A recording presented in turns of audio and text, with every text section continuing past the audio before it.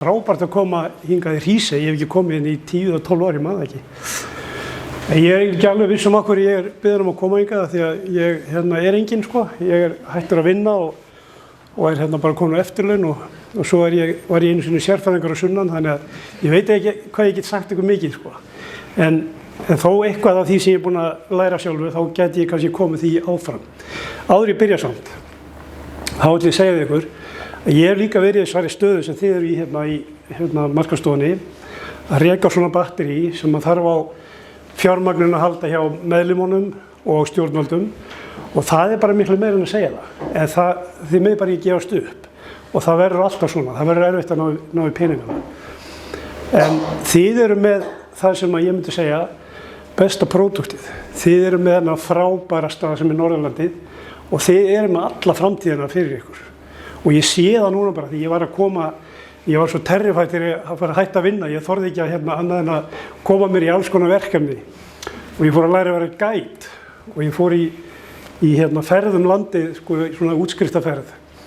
Og meðal hans allt Norðurland. Og þá sá ég hvað mikil uppbygging hefur átt sér stað á undanfarnum árum. Og þeir eru bara rétt að skratsa í yfirborðið. Þannig að þið eigi allt eftir. Þannig að bara brosið og haldið áfram. Þið eru að gera ógeðslega góða hluti. En hver er ég? Ég er búinn að vera að vinna hjá Icelandair síðustu 20 ár á fjármarkaðunum í markaðssetningu með bönns af peningum. Og það er æði. Það er sko æði. Og Sigrún og Anna mér að hluta í þessu líka. Við tókum Asíuverkefni saman. En ég hef líka verið annar staðar, þannig að ég hef komið pínlítið í kring, sko. Ég byrjaði nú í ferðaskrifstofu stúdenta þegar ég var ungur maður og hef svo verið í þessari grein síðan. Og meðal annars er ég ekki svona samtök sem hétu Ráðstefnuskrifstofa Íslands og það sem við höfðum fram yfir ykkur þá var það að við höfðum alltaf 3 ára vissu og þannig gátum við unnið miklu betur fram fyrir okkur heldur en þið raunverulega getið.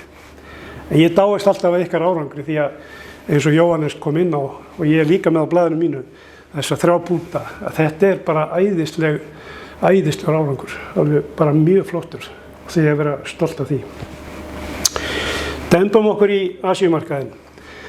Sko Asía er stór, þetta eru 50 lönd en við nennum ekki að tala um þau öll því að þau eru ekki aktúel, kannski 10 þeirra, eitthvað svoleiðis fyrir okkur sem land og þetta er erfiðir markaðir, það er annað tungumál, það skilja ekki allir ensku, við skiljum ekki kínversku eða japansku. Það er 10 tímabeltið þarna. Þegar ég var að fara úr vinnunni minni, sko, eða kom í vinnunni mína, þá voru þeir að loka Japan. Og þannig að maður þurfti oft að vinna sko, langa daga til að ná þeim þegar þeir vöknuðu. Og þannig að þetta er alveg challenge að eiga við þessa markaði. Í Kína til dæmis, hvernig ætlum við að finna túroperator sem að getur komið með kúnna til okkar? Það eru 120.000 af þeim, sko.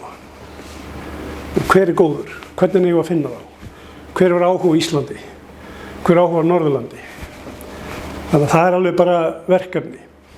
Og þetta eru bara þeir sem eru sko, sérhæfðir í outbound. Og það eru jafn margir sem eru svo inbound. Svo ég er rosalega menningamunur, við kemum að því betur á eftir. Stjórnvöld stjórna öllum meira og minna í Asíu, sérstaklega í Kína og það er ekkert hægt að gera nema með samþykki stjórnvalda og maður þarf að hafa það í huga. Við löpum ekki þarna inn og stofnum fyrirtæki og fyrir bara að markaðsetja okkur þar. Við erum að gera það í gegnum ykkur aðra. Þó við hefum reynt aðeins. Aðeins að nefna það, sko, að Asía var ekkert til hjá okkur sem markaður fyrir bara mjög seint. Fyrsta markaðssetningin í Asíu var í Japan, þar sem ferðamálaráð þáverandi og Icelandair sett upp skrifstofu, söluskrifstofu. Og þá fóru Japanir að koma, það eru svona fyrstu Asíubúarnir og þeir komu á vetrum, skoða norðurljósin, voru svona eldri borgarar meira og minna og þetta þótti áhugavert og það endaði meira með því að Icelandair fór í leiguflug í mörg ár. Áranum 2002 til 2005 þá voru leiguflug reglulega frá Japan. Tævan var byrjað að koma, það kom bara óvænt, það hafði enginn gert neitt í því. Þeir bara komu, poppuð upp og voru bara góðu kúnnar. Og minnum við hvaðan komu þeir? Ég voru frá Tævan, ok? Hver benti ykkur á að koma hingað? Við enginn sko, það bara komu. Og þeir eru reyndar enn sko að koma þó og við erum náttúrulega vinn í því líka. En svo byrja Kínverjarnir og það er mjög merkilegt fyrirbæri í raun og veru og mjög stutt. Kínverjar máttu ekki ferðast. Þeir máttu ekki fara í orlof út úr landinu, bara bannað. Og það er bara okkar tíma. Svo gerist það, og einu Kínverjarnir sem komu til Íslands, þeir voru bara embættismenn, af því að öll fyrirtæki í Kína eru í eigu ríkisins. Og þeir komu sem svona tæknilegir, ég kalla alltaf njósnarana, því þeir voru bara að skoða allt sem allir eru að gera á Norðurlöndum og í Evrópu og voru bara í raun að reyna að finna upp sko, hvað getum við kópírað og gera það alveg miskunnarlaust og allt fengast. Þetta breyttist svolítið síðar, ég kem að því. En síðan eru sko hin löndin í Asíu sem eru aktuell fyrir okkur eins og Ástralía, Indland og Singapúr. Þau hafa svona aðeins verið að koma og í auknum mæli sum þeirra núna í seinni tíð. Meðalans út á markaðssetningu, en ekki bara. Nú, í Kína sérstaklega, ég tala aðeins það sérstaklega, því að það er svo risastór markaður og Kína, má ég smá markaðskönnun hérna, hvað eru margir hérna inni sem hafa komið til Kína í vinnuferð? 2, gott, það er gott. Er einhverju sem hafa komið til Asíu bara að öðru leyti? Ok, flott. Þannig að þið vitið svona eitthvað hvernig Asía er, hún er allt öðruvísi heldur en Evrópa eða Ameríka. Og það er erfitt að fóta sér þarna og það, hvert land hefur sín séreinkenni. En ég ætla aðeins að tala Kína, af því að Kína er bara mjög stórt animal í þessu samhengi. Og þetta byrjar í raun og veru þannig sko að á einhverjum tímapunkti þá heimila stjórnvöld fyrst hópum að koma eða fara í orlofsferðir undir mjög svona ströngum skilmálum. Þau þurftu að fá sko vera með prógram og þau þurftu að máttu ekki víkja út frá prógraminu. Ef þau gerðu það áttu þau það á hættu að fá sektir. Ferðaskrifstofan áttu þau að hættu að missa ferðaskrifstofaleyfið og alls konar svona, því að auðvitað þeir skiluðu sér ekki allir tilbaka. Það var þá, það er ekki lengur. Síðan fóru þeir í það að búa til þetta sem við kallar ADS og er Approved Destination Status, fóru að velja út lönd, þessi lönd mega taka við hópum, Ísland var fljótt með í því, 2004 ef maður rétt, og þá í rauninni byrjar þetta. Þá var þetta sama kontrollera hópar og þeir koma og fóru og svo seinna koma einstaklingarnir og fengu að fara á eigin vegum. Og þá byrjar svona veislan og þið vitið alveg eins og ég að Kínverjar sem ferðamenn á Íslandi, þeir hafa ekki alltaf verið vel séðir. Þeir hafa svona haft annan stíl heldur en mjög margir aðrir sem við erum vön að fá. Og ég kem líka aftur að því á eftir við þurfum svolítið líka lítið í eigin barm og í speilin hvað það varðar. Og síðan er það ekki bara Kínverjar sem hafa verið að koma, heldur er kínverskir Tævanir, kínverskir Hongkongbúar, Kínverjar búsettir í Evrópu og Kínverjar búsettir í Norður-Ameríku. Og þetta er allt saman ólíkt fólk meira og minna þó þau líti allir eins út. Og þeir hegða sér ekki allir eins, þannig að það er verðt að gera greinamenn á þeim þegar maður er allavega að vinna í markaðssetningunni. Svo er alltaf þetta að vera að veifa Kínverjunum og segja, og þið skulum passa ykkur á því, ef þið skoðið greinar og aðtónið þá sjáu þið, það er alltaf að vera að veifa framan í okkur, það koma 200 milljónir Kínverja til Vesturlanda á næsta ári, þeir eru alveg að koma. Og svo spyrjum við okkur fáum við á ekki, hvar eru okkar? En þróun í okkur var þannig að við vorum komin upp í 100.000 Kínverja áður en að COVID brast á. Þannig að við vorum alveg að fá okkar fer sér þannig séð sko. En það er alltaf verið að ofmeta hlut Kínverjana í ferðalögum og ég ætla að skýra það þessu út, þetta er busy mynd, ég veit það vel. En skoðið aðeins þetta er ferðamenn frá Kína eftir COVID, 12 mánuðir eftir COVID, 2 ár eftir COVID, 24 mánuðir. Og byrjum bara þið sjáum að Suður-Kórea, Singapúr og Ástralía, þeir eru komnir bara á sama stað og fyrir COVID. Kínverjar eru komnir í 60%. En alltaf þegar við heyrum það, þá þurfum við aðeins að segja, býtu aðeins, 60 getur það verið. Ef við tökum Hong Kong, Macau og Tævan út, að þeir eru að fara þangað, þá eru þeir ekki komnir í 40%. recovery. Af því að þeir eru, þessi 20% munur hérna, það eru þeir sem fara þangað. Þannig að oft þegar við erum að sjá kínverskar hérna spár, þá inn í þeim nágrannaríkin, þar á meðal kínversku hjáleigurnar. Þannig að við skulum passa okkur á því. Þannig að hérna erum við komin 12 mánuði og ég held sko að þeir fari eitthvað svona aðeins hérna undir þegar það kemur, þeir opnuðu seinna en hinnir.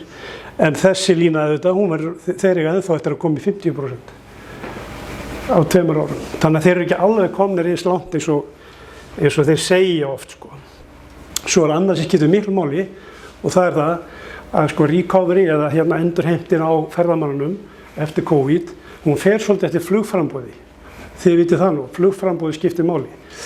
Og hérna sjáum þið hérna hvernig framboðið hefur breyst hjá þeim sem hafa farið í það að bjóða Kínverjum að koma án þess að vera með vegabréfsáritun. Og þá sjáum við það að þetta Ítalirnir eru konur í 140%, 150%. Þetta Dubai, Singapur, Þýskaland og svo framvegis. Þannig að þetta það sem þeir eru að hérna gera. Þeir eru að rembast í það að fá að koma til landa án áritunar. Og sumir vilja það af því að þeir vita að þeir koma með mikla peninga og versla mikið. Annað sem ég ætla að nefna, og það það, og við komum líka því eftir, að það flugbann.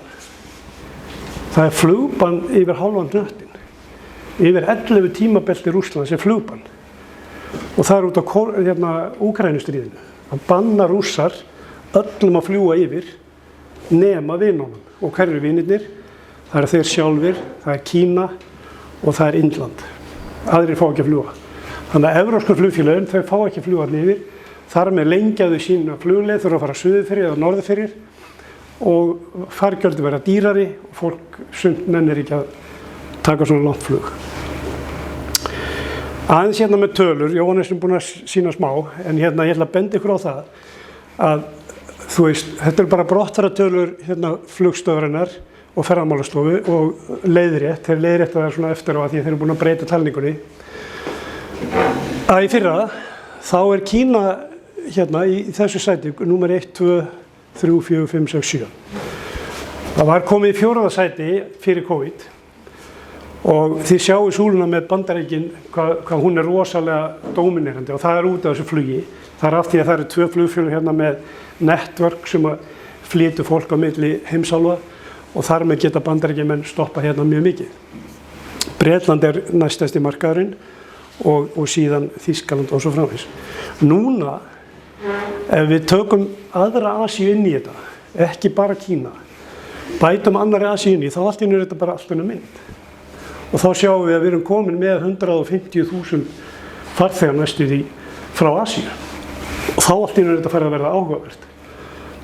Af því að hérna, þið sjá að við erum ekki bara í einhverjum pínulitlum markaði.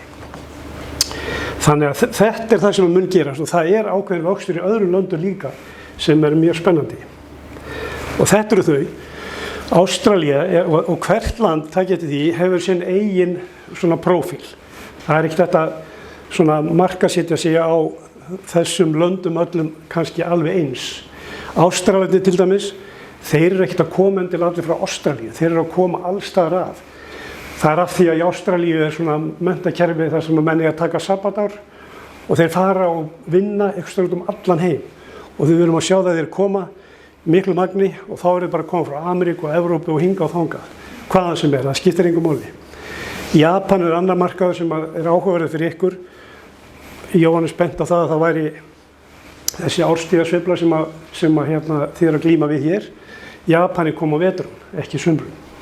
Sama með Kínverjana. Og Kínverjarnir koma þegar þeir eiga frí og það í byrjun vetrar og í lok sumars. Og þeir eru minna á sumrin þó það sé aðeins að breytast. Þannig að hver markaður hefur svona sína einkenni. Svo höfum við séð það að til dæmis Malasía, það markað sem hefur hoppað upp.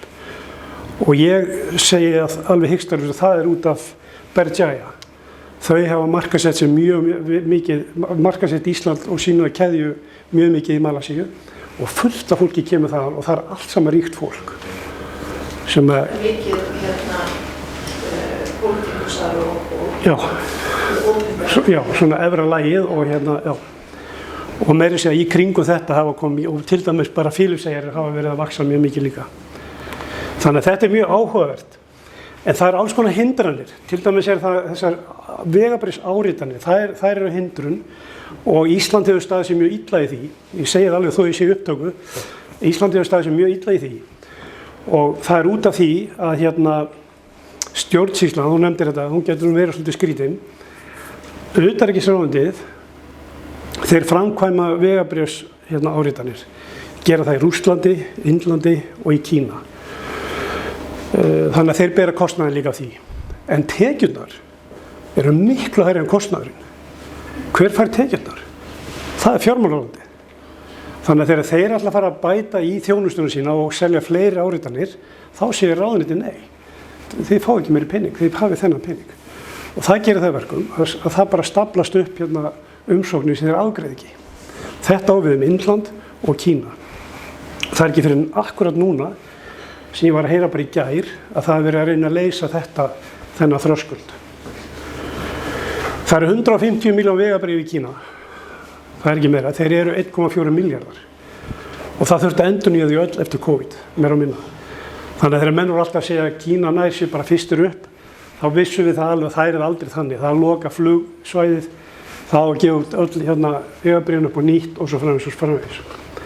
En svo þarna þessi lönd sem ég nefni, Frakkland, Þýskaland, Spánn, Ítalía, Holland, Sviss, Írland. Öll þessi lönd, þau hafa hleypt núna í seinni tíð eftir COVID, Kínverjunum inn án áritunar, meira og minna. Bara á öðrum skilmálum. Og það eru þeir sem að fá þessa kúnna. Fyrst. Það er þannig að þú ætlar að vera kínverskur ferðamaður á Íslandi, að sækja vegabréf, þú ætlar að leggja fram tryggingu sem þeir geta tekið að þér ef þú gerir eitthvað vitlaust, þú ætlar að mæta í viðtal, þú ætlar að borga stórfé, þetta tekur langan tíma og að þú hefur mjög mikið fyrir því að fá áritunina. Þú ætlar að bíða lengi, stundum komið 2 viðtöl. Þú ætlar að leggja fram upplýsingar bankabókina þína, það sýna fram og ef þú setjir vinnu, þú eigir húsnæði og eigir bíl, þannig að það sé að taka þetta að þér ef þú kemur ekki tilbaka. Þannig að það er ekki eins og þetta sé eitthvað auðvelt. Það er mjög erfitt fyrir Kínverjar að koma til Íslands, það er lagt mikið á sig, munið það. En ég aðeins að tala það líka, af því að Kínverjar hafa líka breyst. Þið munið hvernig það byrjaði, þeir voru svona svolítið viltir, það var talað að þeir kynni ekki að keyra og þó þið varum einhvers konar bílpróf.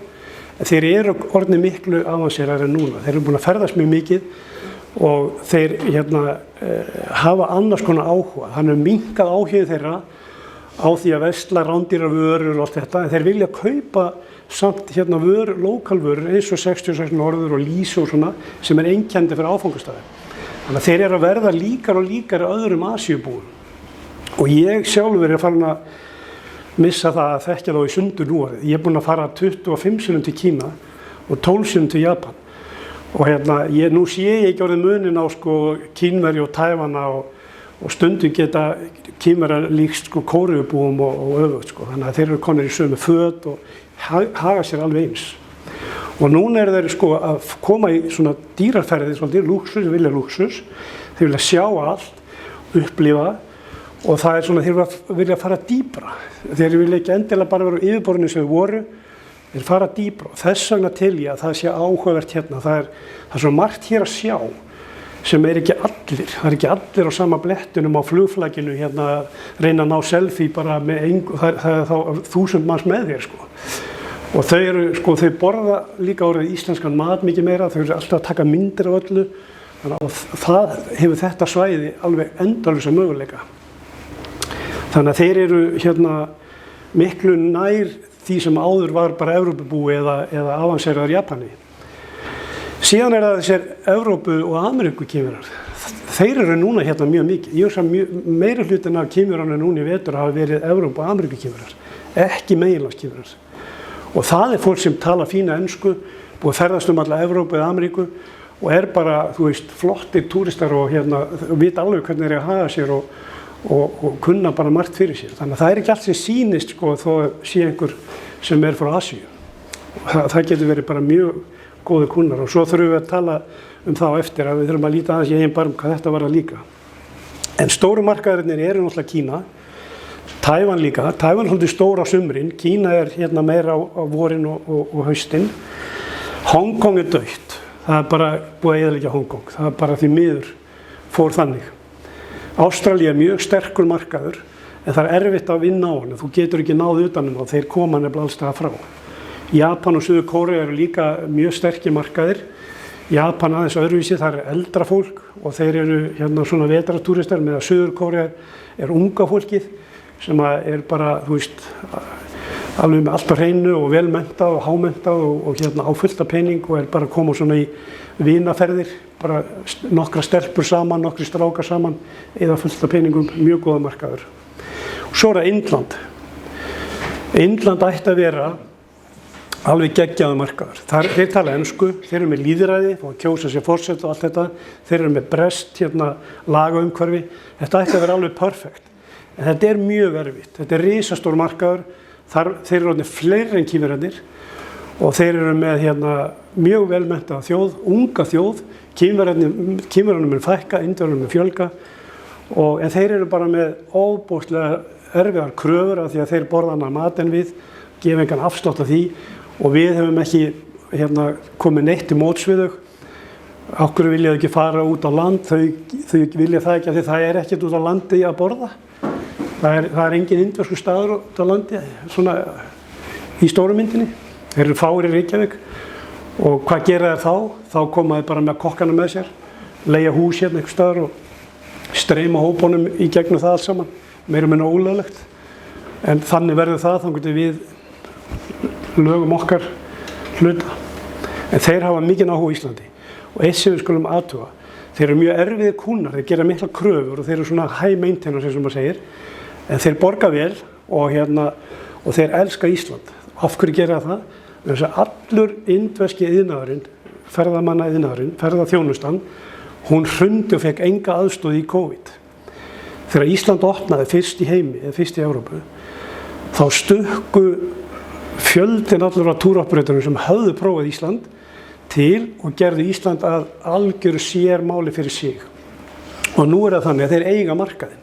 Þeir eru bara, þetta er bara handfúl af hérna, fyrirtækjum sem að eiga indverska markaðinn.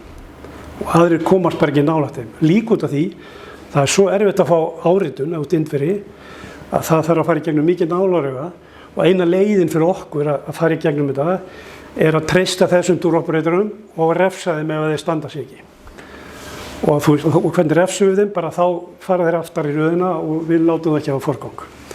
Og þetta eru kúnnar sem munu koma, þeir eru alveg moldríkir og fullt af góðu fólki þannig, velmennta fólk og góðir, en mjög erfiðir. Þið þekkið það sem kannski hérna að fengið og ég sé að þú brósir.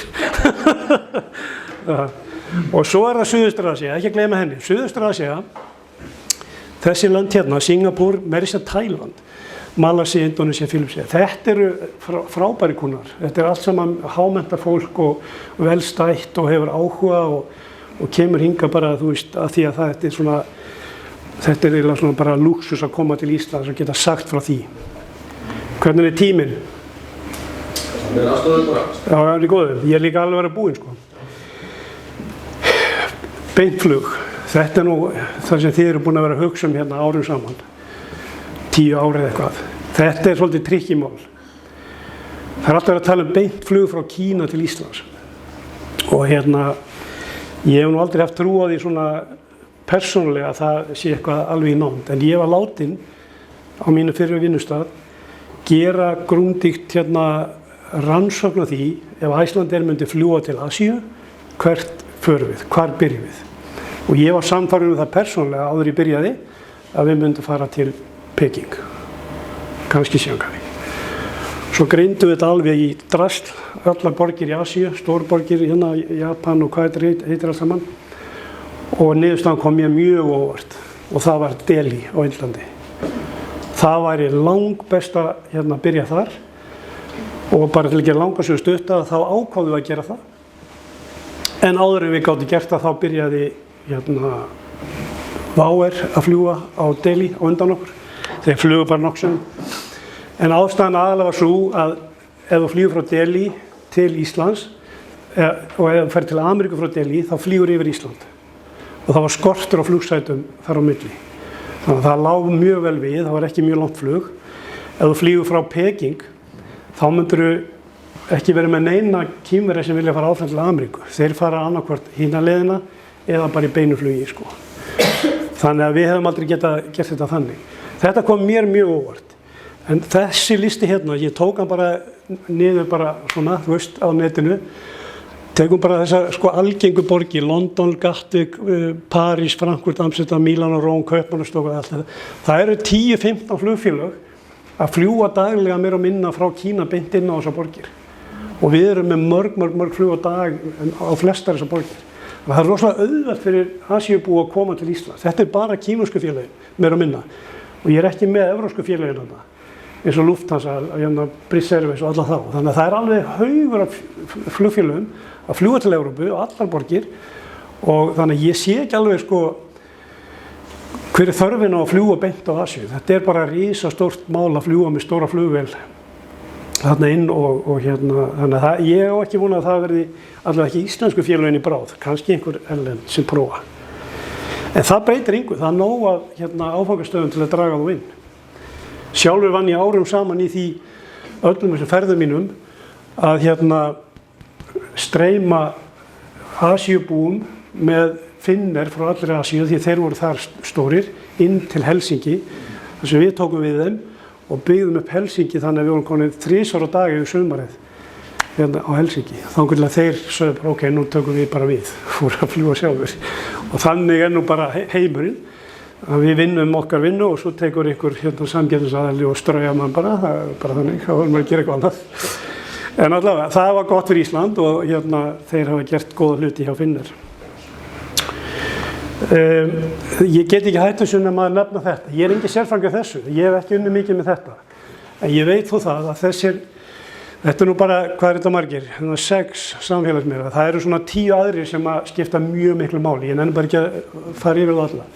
Sko það er ekki hægt að markasetja sig, sérstaklega ekki í Kína, nema að vera á einhverjum af þessum miðlum. Og maður gerir þetta ekki einn. Þið sjáuð allt þetta, það er ekkert Google hérna á Facebook og eitthvað svona, það er bara að loka, það er bara bannað. Og svo eru þeir brjálaðir að því að þá að reyna að loka á TikTok í Ameríku, veist. Þeir eru með loka á allt. Sko sína Weibo, þetta er svona microblog, þetta er 600 milljónir manna, WeChat, það er milljörðum manna á WeChat. Og WeChat er sko, þetta er svona Facebook á styrum sko, þeir Kínverjarnir kaupa allt í gegnum þetta. Þeir eru með sparnaði sinn og þeir kaupa tryggingarna sínar og þeir borga millifæra á hvern annan og þeir kaupa hlutabréf og hvaðina sko. Þetta er alveg rosalegt dæmi, það er til á ensku líka, en það þýðir ekkert að vinna með það er engin Kínverji þar. TikTok þið þekkið þannig, það er svona vídeóskiptistöð og Tencent QQ microblog, það er elst af þessu öllu saman. En það er orðið svo vinsælt núna, vinsælirnar halda áfram að vera betra og betri og það er út af þessu. Það er ekki, þú getur verið þarna á þess að nota númerið þitt.